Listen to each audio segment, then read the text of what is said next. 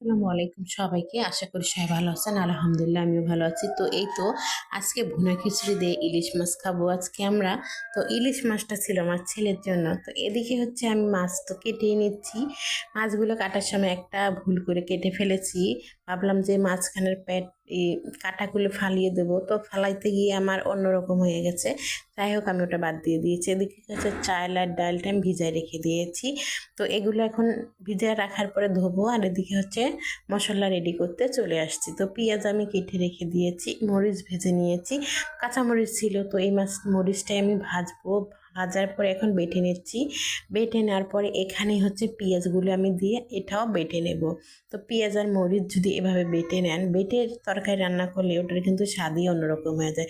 সঙ্গে আবার একটু কাঁচা জিরা এটার সঙ্গে দিয়ে পানি দিয়ে আমি সুন্দর করে এটাও বেটে নেব। তো এইটা দিয়ে কিন্তু আমি পাটাতে অনেকজনে বাটে, তো আমি এটাতেই সবসময় বাটার চেষ্টা করি। তার কারণ হচ্ছে এটা হাতের নাগালে থাকে, খুব তাড়াতাড়ি কাজটা করা যায়।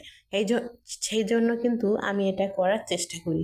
তো আপনারা যারা এটা চিনেন অবশ্যই কিনে নেবেন, একটু হলেও সুবিধা হবে। তারপরে এই তো সব বাটাবাটি মশলা এখানে দিয়ে দিচ্ছি মাছের সঙ্গে। মাছগুলো প্রথমে ভেবেছিলাম যে আনামে রেখে দেব, তারপরে ভাবলাম যে না, আনাম রাখবো না, একটু ঝোল করব, খুবই ভালো লাগবে। আর কষায় ঝোল করলে কিন্তু ইলিশ মাছের স্বাদই অন্যরকম হয়ে যায়। তারপরে এখানে আদা রসুন বাটা আর লবণ, এখন হচ্ছে হলুদ আর তেল দেব। আর কিছু দেব না বর্তমান, না দিয়ে মশলা কিন্তু দেওয়া হয়ে গেলেও তারপরে এখন আমি এটাতে কিছু নতুন আলু আমি দিয়ে রান্না করব। আসলে নতুন আলু দিয়ে ইলিশ মাছ রান্না করলে খুবই ভালো লাগে। শুধু মাছ না, শুধু আপনি ঝোলটা খেলেও ভালো লাগবে। তো তাই আমিও দিচ্ছি, জানি না কেমন লাগবে। তো আশা করি ভালো লাগবে, কারণ আমি ছোট সময় খেয়েছিলাম। আমার নানি খালা রান্না করতো, ইলিশ মাছ আলু দিয়ে এভাবে ঝোল করতো, আমার ঝোলটা দিয়েই ভাত খেতে ভালো লাগতো। আসলে আগের মাছগুলো একটু অন্যরকম ছিল, একটু মজা ছিল। এখনকার মাছে তো কোনো মজা নেই, স্বাদ নেই। তাই হতে পারে খারাপ লাগবে কিংবা আগের মতো মজা লাগবে না। তারপরে একটু এখানে শুকনো মরিচের গুঁড়ি দিয়ে দিয়েছিলাম।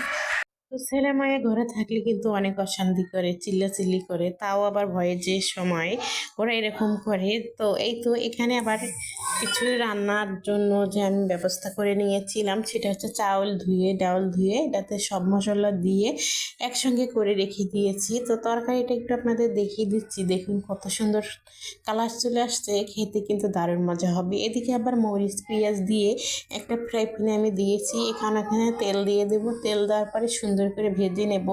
নেওয়ার পরেই এখানে আমি সমস্ত চাউল মশলা একসঙ্গে করে রেখেছি, ওটাই দিয়ে দেবো। আর এখানে কিন্তু সামান্য একটু রান্না, যে এক পট চাউলের, তো এটা দিয়ে আমাদের হয়ে যাবে। আসলে বেশি রান্না করলে থেকে যায়, এই জন্য আমি কম দিয়েছি।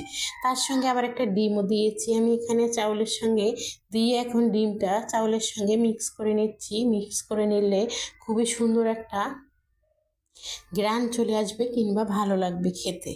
তো আমার মতো যারা একটু অন্যভাবে রান্না করতে চান, তারা আমার রেসিপিটা ফলো করে এই শীতের সময় এভাবে রান্না করে দিবেন।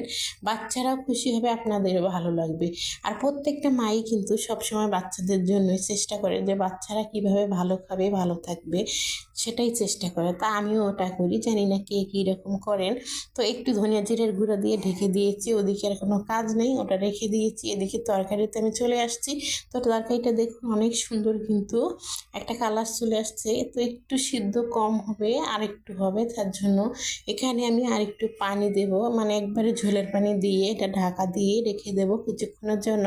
তারপরে যখন ঢাকা খুলে আমি দেখব, দেখুন রান্না কিন্তু শেষ হয়ে যাবে।